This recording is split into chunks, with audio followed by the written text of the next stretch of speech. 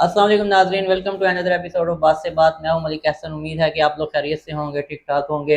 तो आज मैं आपकी मुलाकात जिस शख्सियत से करवाने जा रहा हूं वो पिछले 8 साल से ग्राफिक की दुनिया से वाबस्ता हैं और पाकिस्तान के नामवर मीडिया और सोशल मीडिया प्लेटफॉर्म के साथ काम कर चुकी हैं और अभी भी कर रही हैं। हमारे साथ मौजूद है the one and only Aqsa Aslam. Ma'am welcome and thanks for joining us. कैसी हैं आप? मैं ठीक हूँ। आप बताएं। जी ज़बरदस्त। आप ग्राफिक डिज़ाइनर हैं और जब आपने 8 से 9 साल पहले इस फील्ड की तरफ आने का हम्म। सोचा, तब इस फील्ड की इतनी धूम-धाम नहीं थी, इतना हम्म। चर्चा नहीं था इस फील्ड का। हम्म।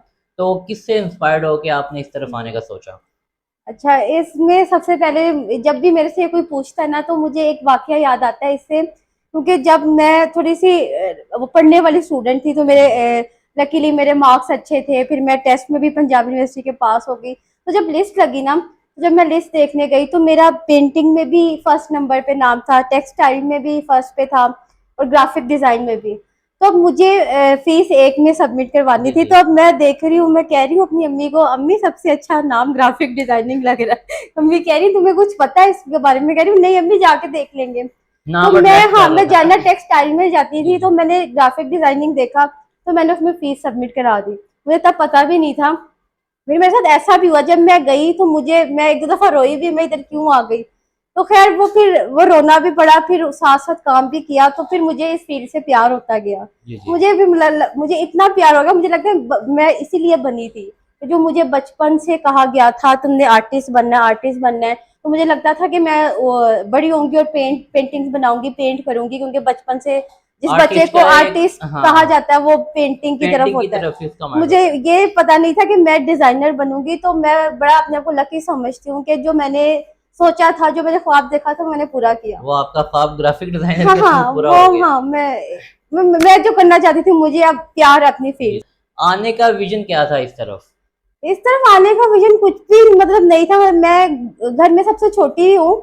तो अब मेरे बड़े बहन भी डॉक्टर्स हैं, इंजीनियर्स हैं। जो एक सोच होती थी जी। माँ बाप की, डॉक्टर बनेगा, इंजीनियर बनेगी, लेकिन मैं बचपन से ही ये बनना चाहती थी, आर्टिस्ट वो बनना होता है चाहती ना कि थी। छोटे बच्चों से भी हाँ पूछे बड़े होके क्या बनेंगे, हाँ, तो मैं, डॉक्टर मुझे बनेंगे। मेरे बहन भी कहते थे नहीं तुमने पढ़ना ही यही है। मतलब कि जब मैट्रिक किया तो साइंस, मेरी अम्मी ने कहा कि तुमने साइंस पढ़नी है, तो वो तब भी मैंने तब लड़ाई शुरू कर दी अपने घर में कि मैं आर्ट्स पढ़ूंगी। मैंने कहा मैंने आर्टिस्ट तो बनना है, मैं साइंस पढ़ के क्या करूंगी।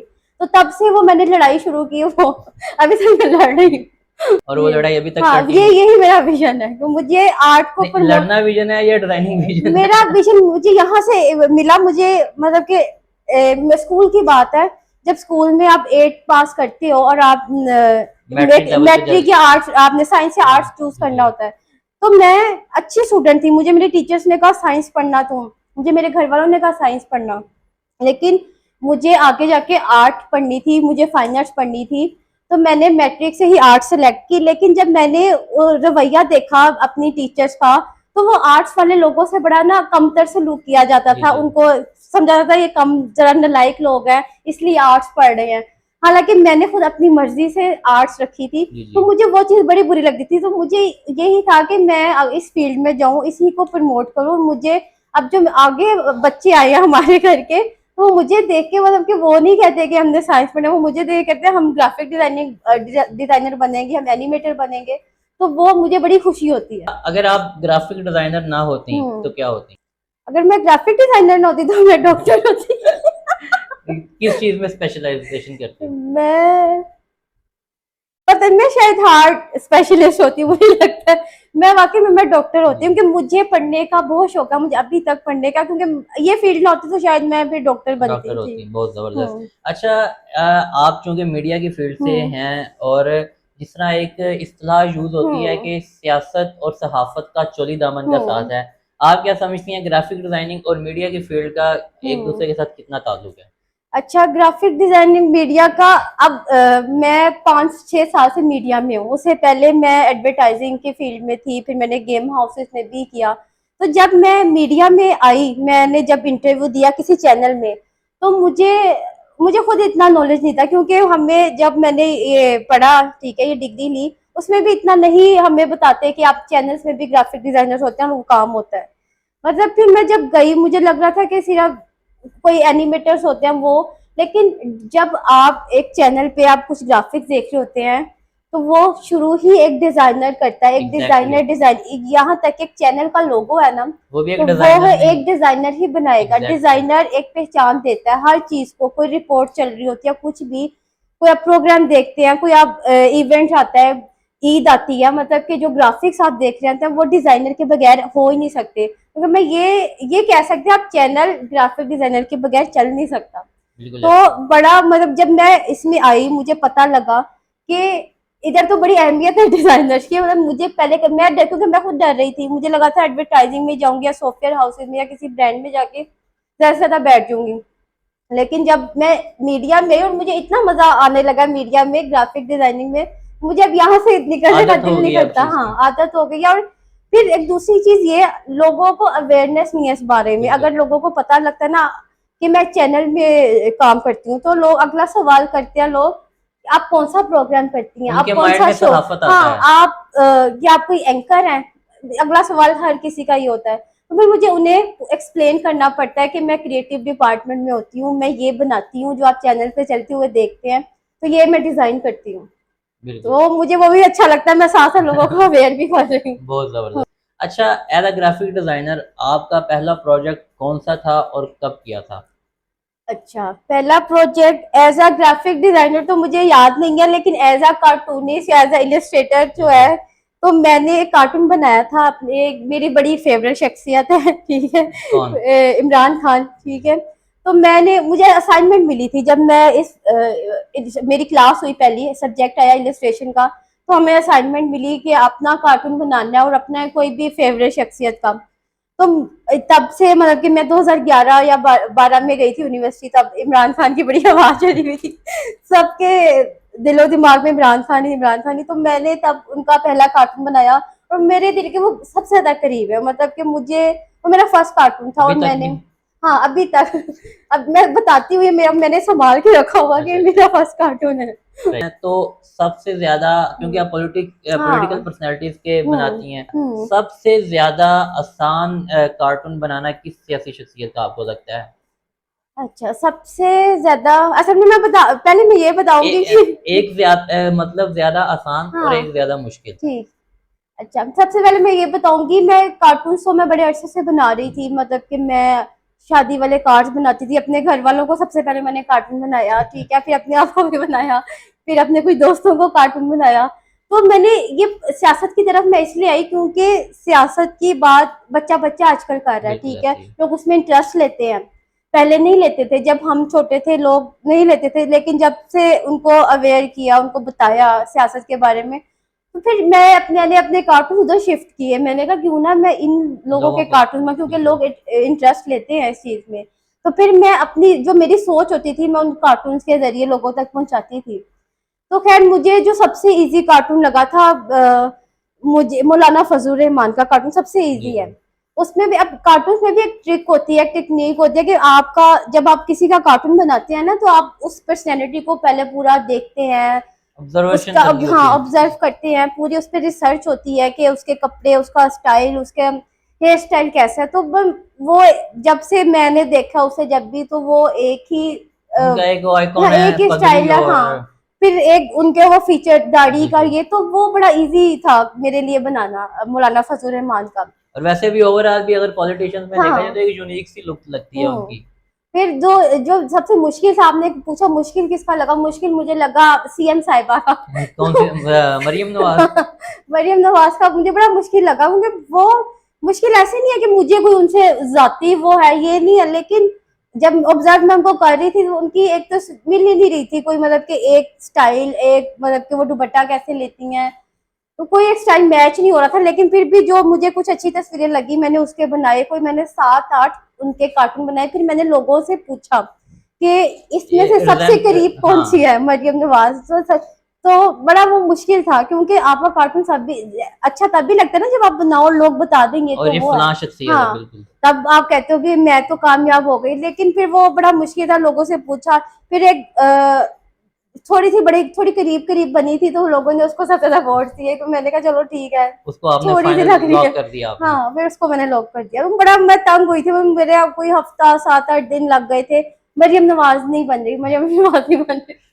सही, ये जबरदस्त। अच्छा, जब आप इन सियासी शख्सियात के कार्टून्स हाँ, बनाती हैं तो पब्लिक की तरफ से आपको तनकीद का निशाना भी बनाया जाता होगा, बहुत बनाया जाता है वो तनकीद का किस तरह हैंडल निशाना। करती हैं? मैं हैंडल मैं ऐसे करती हूँ, मतलब मुझे कुछ याद है, मतलब कि अब जैसे मैंने आपको बताया इमरान खान मुझे पसंद है, तो मैंने उनके भी कार्टून बनाए हैं। ऐसा नहीं है पसंद है तो मैं उनके नहीं बनाऊंगी। तो जब मैंने उनके कार्टून बनाए तो मुझे लोगों ने तनकीद का निशाना बनाया कि कमेंट्स आप पढ़ते हैं, एक तुम होती कौन हो खान का कार्टून बनाने वाली, तुम्हारी जरूरत कैसे हुई। और मैं दिल में कह रही हूँ मैं खुद उसे उसके साथ आप मैं तो अपना काम कर। क्या मैं एक काम कर रही हूँ, ठीक है। फिर कुछ ऐसे कार्टून होते हैं, मतलब कि मैंने कुछ ऐसे कार्टून बनाए, लोग वो मैं पोस्ट नहीं कर सकी, लोगों ने मुझे पहले कहा कि पोस्ट ना करना, गवर्नमेंट में है लोग, ये पोस्ट ना करना। तो मतलब कि मुझे वो बड़ा वो चीज फील होती है कि आप एक आर्ट है मेरी, ठीक है, मैं इसी तरीके से अपना मैसेज पहुंचाऊंगी। एक जर्नलिस्ट है वो बोल के पहुंचाता है, एक राइटर है वो लिख के पहुंचाता है। एग्जैक्टली। तो मैं कार्टूनिस्ट हूँ, मैं कार्टून बना के अपना मैसेज पहुंचाऊंगी, और एक फनी वे में, क्योंकि वो लोगों को ज्यादा क्लिक करता है जिस तरह के हम हालात में रह रहे हैं। तो अगर मेरे कार्टून से, एक मेरे आर्टवर्क से कोई किसी के चेहरे पे स्माइल आ जाती है, या वो शेयर कर देता है अपने किसी के साथ, तो मेरे लिए वही शायद अच्छी बात है कि मेरा आप काम लोग देख रहे हैं। तो कुछ ऐसे वो मुझे बड़ा दुख होता है जब मैं बना के पोस्ट नहीं कर पाई, वो चीज मुझे बड़ी होती है। फिर लोग तनकीद पोस्ट करने से करेंगे। पहले ही तनकीद शुरू कर देते हैं। और कुछ ऐसे नहीं है, सिर्फ कार्टून के बात नहीं है, कुछ ऐसी कैंपेन्स भी हैं, क्योंकि मैं औरतों के हक में बड़ी कैंपेन्स जी करती जी। हूँ। तो वो कुछ कैंपेन्स भी हैं, उस पे भी बड़ा तनकीद का मुझे निशाना बनाया जाता है। यहाँ यहाँ तक कि औरत ही बनाती है, मर्द तो बनाएगा ही, लेकिन कुछ औरतें भी ऐसी हैं जो तनकीद का निशाना बनाती हैं आपको, कि तुमने ये क्यों लेग किया। पुलिंग बहुत ज्यादा होती हाँ, है। ये क्यों किया, कोई बात नहीं, हो रहा तो होने दो। तो मैं बोलूंगी, मैंने एक बड़ी अच्छी वो बात पढ़ी उस दिन, कि अगर आप आवाज उठाते हो ना, तो वो 100 औरतों के लिए आवाज उठाते हो किसी मकसद के लिए। तो अगर मैं बोल रही हूँ तो मेरे हो सकता है मेरी वजह से किसी और को भी फायदा हो जाए। बिल्कुल ऐसी ही है। अच्छा, आप क्या समझती हैं कि आप, चूंकि कार्टून तो आप बनाती हैं, हम्म आपकी फील्ड है, लेकिन अगर ओवरऑल देखा जाए तो आपको क्या लगता है कि कार्टून के जरिए अपना मैसेज लोगों तक पहुंचाना आसान है, या लिख कर एक मतलब उनसे मुतल्लिक हम्म वो मैसेज लोगों तक पहुंचाना ज्यादा आसान है?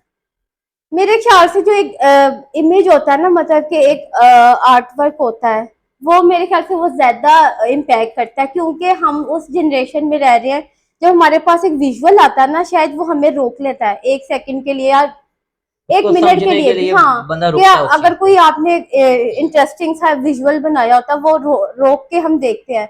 लेकिन जब इतनी लंबी कभी तहरीर लिखी होती है ना, क्योंकि हमें आदत नहीं है, हमें पढ़ने की आदत नहीं दी बिल्कुल गई, ऐसी। हम उसको गुजार देते हैं, पता नहीं क्या लिखा हुआ है।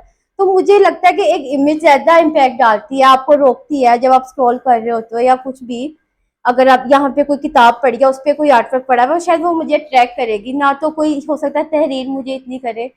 लेकिन जो पढ़ने वाले हैं उसकी वो जो राइटर ने लिखी है, अगर कोई पढ़े तो उसका भी उतना इम्पैक्ट होगा। बिल्कुल ऐसे ही। मैं लोगों के लिए हम काम कर रहे हैं ना, एक डिजाइनर होता है वो अपनी वो टारगेट देखता है, मेरे काम से टारगेट कौन होगा। तो मुझे लगता है कि वो इमेज देख के ये आवाम रुकेगी, नहीं तो नहीं रुकेगी। सही। तो आप समझती हैं कि कार्टून बना के आप ज़्यादा अच्छे तरीके से हाँ। लोगों तक मैसेज पहुंचा लेंगे। हम्म अच्छा, आप फ्रीलांसिंग भी करती हम्म हैं, और फ्रीलांसिंग के साथ आप जॉब भी करती हम्म हैं, दोनों चीज़ों को मैनेज करना कितना मुश्किल है आपके लिए? बहुत मुश्किल है। बहुत मुश्किल है, मैनेज भी नहीं होता कभी कभी, क्योंकि मतलब सबसे मेरी सबसे ज्यादा जरूरी चीज है जॉब, उसके मैं पहले उसको देखती हूँ। तो मेरी अब फ्रीलांसिंग ठीक है, कोई प्रोजेक्ट आता है आप कर लेते हो, नहीं आता मतलब कि आपका टाइम नहीं होता, आप पहले ही मना कर देते हो। आप प्रोजेक्ट ही वो पकड़ते हो जो आप टाइम पे दे सको। बिल्कुल ऐसे ही। तो मेरी सबसे मैं कहती हूँ मेरी जॉब ना खराब हो, मेरी फ्रीलांसिंग जितना मेरा टाइम बचता है घर जाके या संडेज को, तो मैं अपना फ्रीलांसिंग तब करती हूँ। तो वो मेरे लिए जॉब पहले और फ्रीलांसिंग बाद में, और दोनों फ्रीलांसिंग को चीजें। आपने एक पार्ट टाइम के हाँ, तौर पे पार्ट अपना। टाइम, और वो आप कभी भी मैनेज नहीं कर सकते, मतलब कि ठीक तरह से आप अपनी मर्जी से कर सकते हो। जो फ्रीलांसर है ना, जो बिल्कुल फ्रीलांसिंग कर रहे हैं, वो सारा सारा दिन फ्रीलांसिंग को दे रहे हैं। तो मैं जब मुझे कोई अच्छा अपनी पसंद का प्रोजेक्ट लगता है, वो मैं उसको टाइम देती हूँ, वरना मैं जॉब मेरे लिए पहली चीज है। मतलब अगर आपको ये कहा जाए कि फ्रीलांसिंग या जॉब, तो आप आपकी प्रेफरेंस जॉब हाँ, होगी। जॉब होगी। बहुत ज़बरदस्त। हम्म अच्छा, आप अपने प्रोजेक्ट का हम्म हाईएस्ट कितना चार्ज करती हैं या कितना किया हुआ है? कितना किया हुआ है ये तो मैं नहीं बताऊंगी क्योंकि मैंने इतने 8-9 साल से इतने प्रोजेक्ट किए, मुझे कोई पाकिस्तान में कोई आपको पैसे नहीं देता, सबसे पहले तो मैं ये क्लियर कर दूं, क्योंकि पाकिस्तान में लोगों को काम चाहिए लेकिन उनसे पैसे नहीं निकलते। मैं इस चीज से बड़ा तंग हूँ, मैंने फ्रीलांसिंग छोड़ी शायद इसलिए है, मैं कम कर दिया है लेकिन फ्रीलांसिंग काम। में तो ये है ना कि आपके पास फॉरेनर बहुत ज्यादा आते हैं। फॉरनर्स आते हैं, वो इसलिए कि आप अगर किसी वेबसाइट के थ्रू कर रहे हो ना, हम्म, फाइवर वो अपवर्क के जी थ्रू, जी, जब आप, उसी मैं की उसके बात। थ्रू नहीं करती, अच्छा, मैं मेरे लिंक्स से जो आ जाता है, कोई किसी के आउटसोर्स काम रेफरेंस से आ आपका ज्यादा जाता है, होता हाँ। है। तो वो लोकल क्लाइंट्स बड़ा तंग करते हैं, आपसे काम निकलवा के फिर पेमेंट में तंग करते जी हैं। एक तो जी। पैसे ही पहले कम देते हैं, ठीक है, फिर वो भी रो रो के देने हैं। सबसे मसला ये है पाकिस्तानियों का, और मैं साफ मुंह पे कहती हूँ, पाकिस्तान में जो ये इन्होंने खराब कर दिया ग्राफिक डिजाइनिंग को ना। वो हम मिसाल लेते हैं गोरों की, वहां से तो पैसे यहाँ पे क्यों नहीं दे रहे हो? बिल्कुल। यहाँ पे अभी तक मेरा 9 साल का एक्सपीरियंस है, यहाँ पे मुझे आके अभी तक लोग कहते हैं भाई एक लोगो बना दो, तुम्हारे लिए तो 2 मिनट का काम है, तुम तो ऐसे बना दोगी। मैं कहती हूँ इतने में बनाती हूँ मैं लोगो, तो क्या हो गया, तो मर क्यों रही हो, दे देंगे पैसे, मतलब कि आप कदर इमोशनल ही नहीं, ब्लैकमेलिंग की आप जाती कदर है। ही नहीं कर रहे हो, जी जी। अभी तक ग्राफिक डिजाइनर की कदर ही नहीं कर रहे हो। पता ही नहीं होता है क्या ये, फिर अभी तक मैं ग्राफिक डिजाइनर हूँ, मैं ब्लैंक हो जाते हैं लोग, अच्छा ठीक है।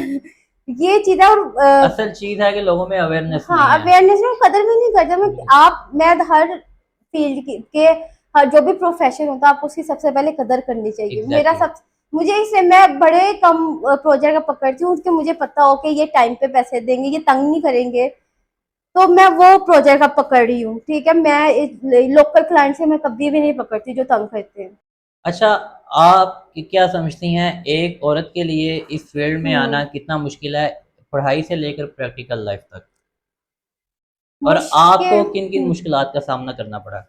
अच्छा, मुझे मुश्किलात का सामना ऐसे इस फील्ड में नहीं करना पड़ा, मुझे मुश्किलात का सामना किसी और तरीके से करना पड़ा कि जब आप घर से निकलते हैं ना, एक जगह आप कमाने जा रहे हैं या पढ़ने जा रहे हैं, तो वो औरत का घर से निकलने का मसला है। जब औरत सड़क पे जा रही होती है या ये जो पब्लिक ट्रांसपोर्ट है वहां जा रही होती है, तो वो औरत का वो मसला है सबसे ज्यादा। इस फील्ड का मसला नहीं है, इस फील्ड का मसला सिर्फ इतना है, मुझे उन लड़कियों से वो प्रॉब्लम है थोड़ी जो इस फील्ड में आती हैं लेकिन वो अपने आप को प्रोफेशनल लाइफ में काम नहीं करने देती, जिनका एक मकसद होता है आपने डिग्री ली, एमफिल किया और शादी कर ली, मतलब कि उस फील्ड को छोड़ दिया। छोड़ दिया। मुझे, क्योंकि मुझे याद है जब हमारा एडमिशन हुआ था, हमारा बैच था 2015 का, तो मेरे टीचर है, उन्होंने लड़कियों से स्पेशली कहा कि अगर तुम किसी ने आगे फील्ड में काम नहीं करना, या किसी का मकसद ये जी है कि जी। डिग्री लेके शादी हो जाएगी, तो वो आप अभी छोड़ दो, आप किसी और उसका को आने फायदा दो, नहीं हाँ है। किसी और को ये सीट दे दो,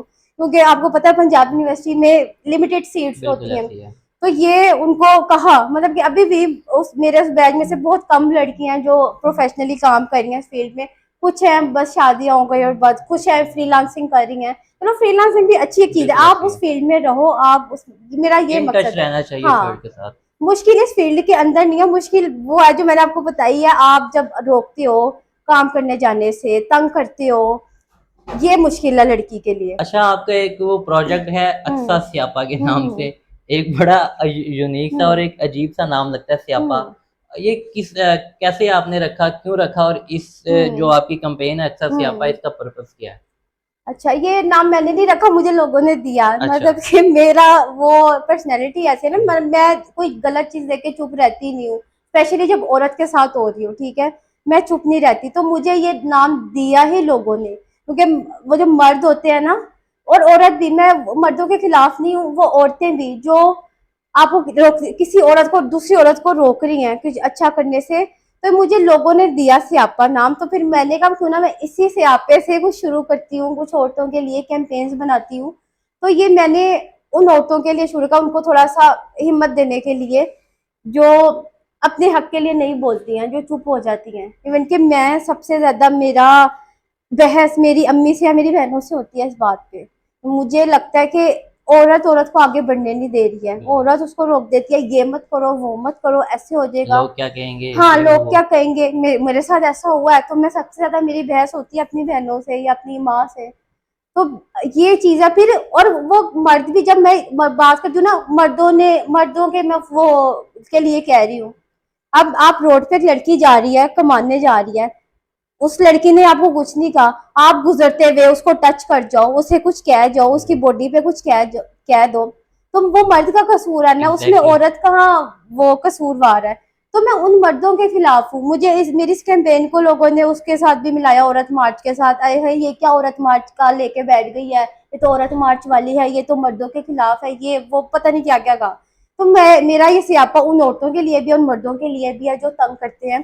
तो मेरी ये थोड़ी सी वो मेरी एक सोच थी, मैं आवाज है उन औरतों के लिए कि जो फिर मैंने रिसेंटली असल में इसका पर्पस वुमेन एम्पावरमेंट हाँ है। Women empowerment. और सबसे मतलब कि छोटी सी चीजें ऐसे नहीं है, ये मेरे साथ बड़ा हुआ कि मुझे मुश्किल होती थी जाने में। मैं अगर ऑफिस से लेट फ्री हो रही हूँ तो मैं इस चीज से तंग हो रही हूँ, यार अब मैं चल के जाऊंगी, अब मेरे साथ कुछ हो जाएगा, कोई कुछ कह के एक जाएगा। डर बैठा हुआ था हाँ जहन एक में। डर है, ये उस डर को खत्म करने के लिए तो जब मैं कुछ पोस्ट करती हूँ मतलब कि औरतों के हक में, और मैं आर्ट वर्क बनाती हूँ, तो नीचे कमेंट्स आते हैं स्पेशली उन मर्दों के जो खिलाफ होते हैं। मैं कहती हूँ कि कितनी आज़ादी चाहिए, आज़ादी तो अब ठीक। अब मेरी डीपी जो लगी हुई है फेसबुक पे, सब लोगों को पता है। जी फिर जी। एक आदमी का कमेंट आया मेरी उस पोस्ट पे आज़ादी वाली, कि बहन तू पहले अपनी डीपी तो देख, तू कितनी बेहयाई फैला रही है। ठीक है, मतलब कि मैं, और उसकी दाढ़ी थी, ठीक है, मौलवी टाइप आदमी था वो, दाढ़ी थी। मैं कह रही तू मेरी डीपी क्यों जूम कर करके देख रहा है, ठीक है, मैं तुम ना देखो, सही तुम क्यों बात। देख रहे हो।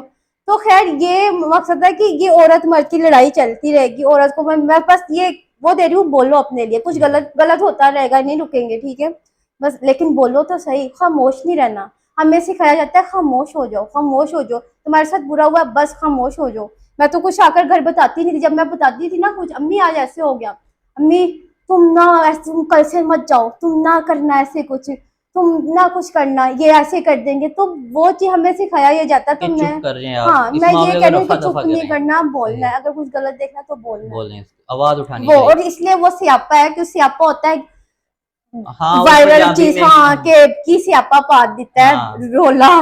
तो वो मैं कहती हूँ बोलो, जब कुछ गलत देखो तो उसके लिए वो बोलो, स्यापा बनो। बिल्कुल ऐसी आपने जो कि अभी बात की थी कि इसको आपने अटैच किया उसके हाँ साथ, औरत मार्च के साथ, हाँ कि लोग मैंने आप अटैच नहीं नहीं नहीं किया। आपने बताया कि लोग कमेंट करते हैं कि आप औरत हाँ मार्च वाली हाँ वो हाँ उनमें से हैं। आपका औरत मार्च के हवाले से क्या पॉइंट ऑफ व्यू है? औरत मार्च के हवाले से मेरा कोई बुरा पॉइंट ऑफ व्यू नहीं है। मुझे कुछ चीजें ठीक लगती हैं, कुछ चीजों से मुझे भी वो है उनसे, मैं इख्तलाफ है मेरा जैसा कि कि हर चीज मतलब कि हर चीज ठीक नहीं है। मतलब कि आप या तो वही है ना, आप जंग शुरू कर दो, औरत ये है और मर्द ये है, कहीं पे आपको भी थोड़ा झुकना पड़ता है, कहीं पे मर्द भी झुकेगा, क्योंकि जो मर्दों ने एक अपना यहाँ पे फिलोसफी निकाल ली है ना पाकिस्तानी मर्दों ने, मर्द तो मर्द है, मर्द तो कुछ भी करेगा, मैं मर्द हूँ तुम औरत हो, ये चीज खत्म करनी चाहिए, ठीक है। इक्वलिटी होनी चाहिए। हाँ वो होनी चाहिए, आपको भी थोड़ा सा नरम रहना है, औरत को भी नरम रहना है, नहीं तो फिर आप लड़ते रहोगे, जंग तो होती रहेगी, ये चीज है। इस फील्ड में आने वाले नए लोगों के लिए आप क्या मैसेज देना चाहेंगी, क्या पैगाम है आपका उनके लिए? इस फील्ड में आने वाले लोगों के लिए यही पैगाम है कि आना है तो सीरियस होके आना है, क्योंकि मुझे ये फील्ड उन नॉन सीरियस लोगों के लिए नहीं है, जो आते हैं फिर कुछ सीखते नहीं है, उनको लगता है कि ऐसे काम चल जाएगा ऐसे। मतलब कि मैं जब से आई हूँ उस फील्ड में, मैंने बड़ी चीजें कुर्बान की हैं। मतलब कि मैंने अपनी उस काम के लिए यहाँ नहीं गए, वहां नहीं गए, ऑफिस के लिए, क्योंकि आपको टाइम देना पड़ता है इस फील्ड के लिए। बिल्कुल ऐसी। और ये फील्ड ऐसी है, बल्कि दुनिया की हर फील्ड में ये कहती हूँ, प्रैक्टिस प्रैक्टिस प्रैक्टिस मांगती है। Practice makes a man perfect. हाँ ये है प्रैक्टिस कि करनी मतलब कि चाहिए। अगर आप इंटरव्यू भी कहीं देने जाते हैं ना, लोग आपसे पूछते हैं कि कितना आप परफेक्ट है इसमें, कितना आप तो टाइम के साथ साथ परफेक्ट होते हैं। मैं एग्जैक्टली। अपने आप को 9 साल पीछे ले जाऊं तो मैं कुछ भी नहीं थी, ठीक है, मैं थोड़ा आगे ले जाऊं, 4 साल आगे ले जाऊं, तो मेरे काम में थोड़ी बेहतरी आई। मैं अब अपने आप को देखती हूँ तो फिर मुझे और बेहतरी लगती है। फिर अब जो आने वाले जूनियर्स हैं, फिर सीनियर्स हैं, आप उनसे सीखते रहते हो। ये फील्ड ऐसी है, आप रोज नई चीज सीखते हो। कभी भी ये चीज नहीं होती कि आप आज मुझे सारा कुछ आ गया। बिल्कुल ये ऐसी। मेरे बॉस थे, उन्होंने मुझे कहा था कि कभी भी ये मत सोचना मुझे सब कुछ आ गया। अगर तुम जिस दिन ये कह दोगी ना मैं परफेक्ट हूँ, तो उस दिन वो तुम आप downfall कहोगे अब तो मुझे सब, अब मैं बिल्कुल, तो नहीं आगे जाऊंगी, मुझे तो सब कुछ आ गया। सब कुछ आ गया हमेशा सीखते रहना है, आगे जाओगे फिर उसे कहना अब मुझे और और सीखना है, अब सिखाओ। मुझे, जब तक आप सीखते रहोगे तो आप कामयाब हो। बिल्कुल ऐसे ही ये है। मैं कहना चाहूंगी, क्योंकि मुझे जब मेरा इंटरव्यू कोई देखता है तो मुझे जो जूनियर्स होते हैं वैसे ही कोई लोग होते हैं, वो मुझे कहते हैं मैडम हमें भी सिखा दें, मैडम मुझे भी थोड़ा सा टाइम दे दें, ये थोड़ा सा टाइम से थोड़ी आएगी, मैं आपको कितना सिखा दूंगी, ये तो खुद सीखना है।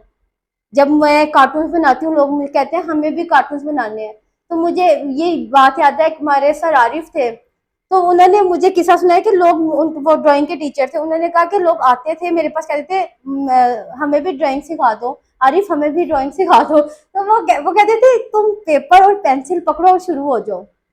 आप जितनी प्रैक्टिस करोगे आप उतना ही खुद एग्जैक्टली सीखोगे, वो बिल्कुल ना ऐसे ही है। तो मैं पकड़ के सिखा सकती हूँ। और ना कोई ऐसा तवीर है जिसको हाँ, पानी में घोलें फिर खिलाएं और आपका सारा कुछ आ इंटरेस्ट जाए। होगा, आप प्यार करते होगे ना, मैं बिल्कुल अपने प्रोफेशन से प्यार करती हूँ, असल चीज मुझे लगता है मेरी कामयाबी की ये है कि मुझे उसकी कदर है, मुझे प्यार है, तो मैं इसलिए शायद आज कामयाब हूँ, और आगे मैं सीखती जाऊंगी तो मुझे लगता है मैं आगे और कामयाब होती जाऊंगी। बिल्कुल ऐसे इंशाल्लाह जरूर। हम्म। अच्छा जाते जाते हमारी ऑडियंस के लिए एक मैसेज। मैं ऑडियंस को ये मैसेज देना चाहूंगी कि लोग जब मुझे देखते हैं ना तो लोगों के माइंड में एक चीज होती है, आप पैसा कितना कमा रही हैं, पैसा कितना कमा रही हैं, और मुझे पता है आजकल सब पैसे के पीछे, हाँ पैसे की पैसे दौड़ के है पीछे हर बिल्कुल। चीज भाग रही है, तो मैं उनको ये चीज लोगों को बताना चाहूंगी कि पैसे से हट के भी अभी सोचे, मतलब कि वो ठीक है पैसे के बगैर कुछ नहीं है, मैं खुद ऐसा सोचती हूँ कि सबसे पहले पैसा, लेकिन आप जब उससे हट के भी कुछ सोचें, पैसा शायद दूसरी चीज है, लेकिन जब आप सिंसियर होते हैं ना अपने साथ या किसी के साथ, वो चीज सबसे ज्यादा जरूरी होती है। बिल्कुल जब आप अपने साथ सिंसियर होंगे, जो सुकून होता है ना जो हमारे पास अभी नहीं है शायद, तो मुझे ये होता है सिंसियरिटी जो है ना, अगर आप अपने साथ हो या जिन लोगों से आपका रोज वास्ता पड़ा आप उनके साथ हो सिंसियर, तो वो सबसे ज्यादा सुकून है। बिल्कुल ऐसी है। बहुत ज़बरदस्त ma'am, thank you hmm. So much, आपने अपनी कीमती वक्त में से हमारे लिए टाइम निकाला। और मुझे उम्मीद है नाज़रीन कि आपने पॉडकास्ट को मुकम्मल तौर पर इंजॉय किया होगा। अगले किसी पॉडकास्ट में किसी नए मेहमान के साथ आपकी खिदमत में हाजिर होंगे। अपना फीडबैक देना मत भूलिएगा। अल्लाह हाफिज़।